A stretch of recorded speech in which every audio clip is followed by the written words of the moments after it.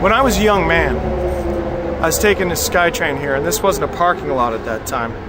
It's just a construction site. There was a lot of different licensing and fees that stopped the construction from going ahead. I don't know why it didn't go ahead. All I knew is that as I took the SkyTrain, there was a large field of lime. And right where I'm standing right now, I looked at the side of that SkyTrain as we were parked there, and I saw that there was a man in a crumpled ball lying in this field of lime. And it was at rush hour when I saw him.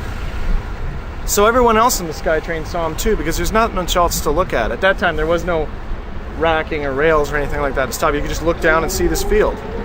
With a guy in dark clothing on a field of white lime, it was really apparent to see that there was this man crumpled in the middle of this construction site. No one else on the SkyTrain said anything. No one even cared. And since it was rush hour, it was like I was the only one who could see this man lying down there. No one else could see it, you know, and all the other trains that went by, they must have saw it too, because there's nothing else to look at. It's a white field with one man crumpled in the middle of the field. When I said something, I stood up and I went, "There's a guy down there." Everybody looked at me, and they gave me that kind of look you'd probably get from parents when you told their 4-year-old there's no such thing as Santa Claus. That was the same kind of hateful look that they gave me when I pointed to the guy down there lying in the lime. I jumped off the SkyTrain, I ran down. There was a fence around this place at that time. I cleared that fence in no time flat, and as I came over to him, you know, I said, I went into my first aid drills. I said, buddy, can you hear me? Can you hear me? And when I came in and I grabbed him and I pulled him back, but he'd been dead for a while. And it's the smell, you know, of dead people. That's why they put lime on him, I guess. I guess it keeps the smell down. But when I pulled on him, it kind of opened everything up, and he kind of rocked back a little bit, like it was a mannequin or something, you know, the rigor mortis had set in.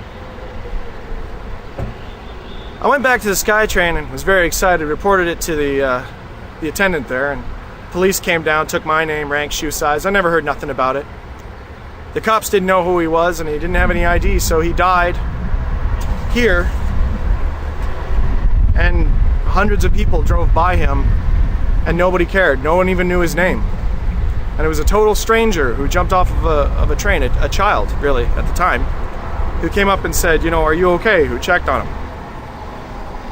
So that made me the only one out of a few thousand people to do that, to witness this man's passing, to care about a man who'd been dead for a few days.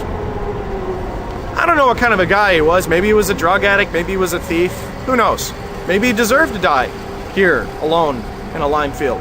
I can't imagine anyone who deserved that, but maybe, you know, he had a bad life or something and made some bad calls. But whoever he was, he profoundly affected my life. Because as of that moment, I made the decision that I was never gonna die and be forgotten in some field somewhere, while hundreds of people walked by and nobody even cared. And that's a choice. All you gotta do is act. All you gotta do is do something and make sure that they'll mark your passing. That's all you gotta do. So, if I could be anything, I'd like to be a monument for those people who get forgotten and fall by the wayside. Because that man who died here, he changed my life. My name's Sean Kennedy, and I am the fucking man.